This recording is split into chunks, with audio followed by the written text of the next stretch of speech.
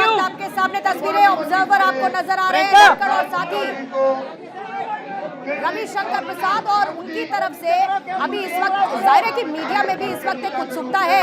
इस वक्त आपको रेखा गुप्ता हाथ में गुलदस्ते के साथ, प्रवेश वर्मा उनके ठीक पीछे इस वक्त आपको नजर आ रहे हैं, वीरेंद्र सचदेवा आपको नजर आ रहे हैं, विक्ट्री साइन सतीश उपाध्याय देखिए इस वक्त पीछे से दिखा रहे हैं। ये बड़ी बात है, लेकिन ये क्या कहते हैं इनको सुनना होगा। प्रशासनिक अनुभव है रेखा गुप्ता के पास। और आयुष, दिल्ली में बड़ी प्रॉब्लम थी, एलजी के साथ आपकी दिक्कतें चल रही हैं, आप बार बार कहते थे कि फाइल आगे बढ़ाई नहीं जाती, एलजी काम करने नहीं देते, और जनता ने इन एक्सक्यूजेस से तंग आकर एक बड़ा मौका बीजेपी को दिया। और मेयर रहने के साथ साथ एक प्रशासनिक अनुभव रेखा गुप्ता के पास दिल्ली में डेफिनेटली काम को आगे बढ़ाने में मदद करे। जिसका जिक्र कर रही है। और ये देखिए अभिनंदन किया है, वंदन किया। सुनिए मुख्यमंत्री क्या कह रही हैं। अब आया 14 सर्वर 14 सर्वर 14 मिल रहा है, सर्वर 14 सर्वर 14 नरेंद्र यार बाइट हो रही है उधर।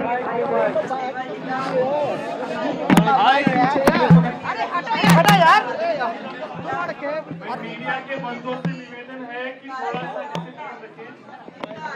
पार्टी ने उन पर भरोसा जताया, इसको लेकर उन्होंने आभार व्यक्त किया है। वो कह रही हैं कि मैं अपनी जिम्मेदारी को पूरी तरीके से निभाऊंगी। ऊपर कर लो। आप सबके आशीर्वाद, सहयोग और दिल की गहराई से आभार व्यक्त। बाद में करेंगे।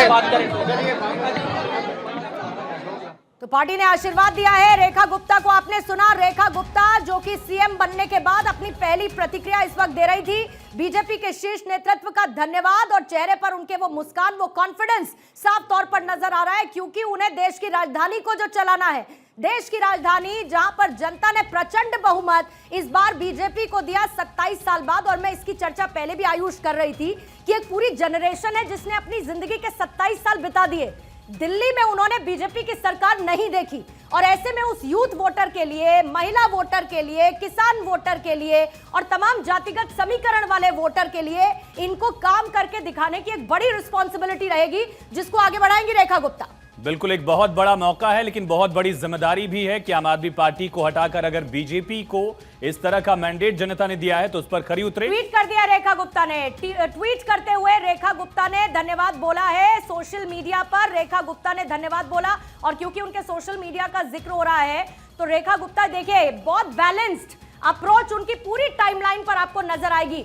बीजेपी के शीर्ष नेतृत्व एवं विधायक दल का धन्यवाद करती हूं, #विकसित दिल्ली ये कहा है, और जो टैग किया है जिनको, उसमें बीजेपी की नेशनल ट्विटर हैंडल, बीजेपी का दिल्ली हैंडल, प्रधानमंत्री नरेंद्र मोदी, वीरेंद्र सचदेवा, जेपी नड्डा, इसके साथ प्रवीण और साथ ही रविशंकर प्रसाद और ओपी धनखड़ साहब। बीजेपी के शीर्ष नेतृत्व एवं विधायक दल का मुझ पर विश्वास जताने के लिए हार्दिक आभार। मैं अपना दायित्व का निर्वहन दिल्ली के विकास हेतु करने के लिए तैयार हूं, ये उनकी तरफ से ट्वीट किया गया। मुझे लगता है आयुष पहले ही एक टेक्स्ट तो तैयार कर ही लिया गया होगा। जिस तरीके की हंसी खुशी परिवार में नजर आ रही थी, पूरी संभावना रेखा गुप्ता के नाम के ऐलान होने की थी।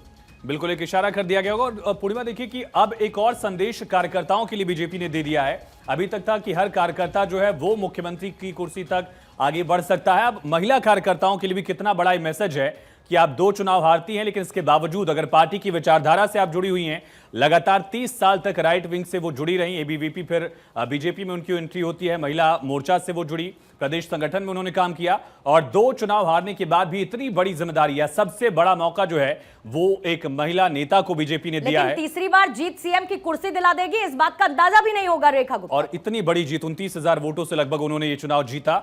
एलएलबी किया उन्होंने, वकालत करते हैं। एक पढ़ी लिखी महिला जो है वो अब दिल्ली की जिम्मेदारी संभालेंगी, देश की राजधानी। और कई लीडर्स का लगातार नाम चल रहा था, लेकिन सबसे बैलेंस जो है वो चेहरा रेखा गुप्ता का बीजेपी को लगा, संघ को लगा, और यही वजह है कि उनको इतना बड़ा मौका दिया गया है। दिल्ली के सीएम का ऐलान किया गया। कई बड़े कारण जो रहे उनको समझिए। पहला बड़ा कारण रहा महिला चेहरा, दूसरा उनका कास्ट, उनकी जो है बनिया। एक पारंपरिक तौर पर जो बीजेपी पर तमगा भी था कि ब्राह्मण बनियों की पार्टी है, उस दौर से भी, यानी जब बीजेपी की शुरुआत हुई थी 84-85 के दौर से, उस दौर से बीजेपी का एक बड़ा वोट बैंक जो है वो वैश्य वर्ग रहा है, उस वजह से उनको मौका दिया गया।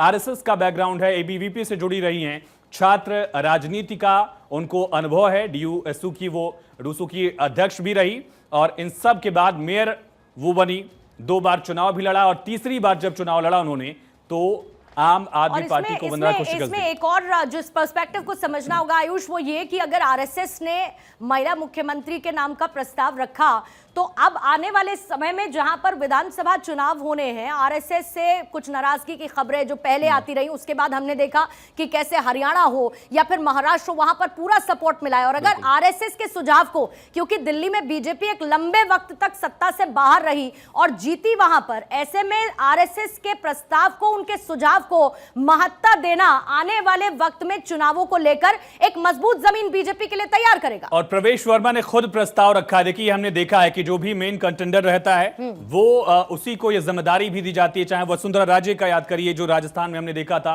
इसी तरह से केशव प्रसाद मौर्य को ये जिम्मेदारी दी गई थी और यहां पर भी यही जिम्मेदारी 3 लोगों ने उनके समर्थन में प्रस्ताव रखा।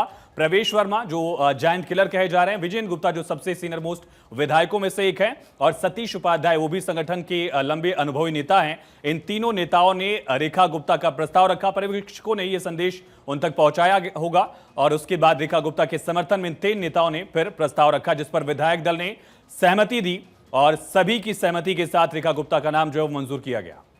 अरविंदर सिंह लवली क्या कह रहे हैं, सुन लेते हैं। अभी सिर्फ विधायक दल का नेता चुना गया। तो देखिए, विधायक दल का नेता चुना गया है।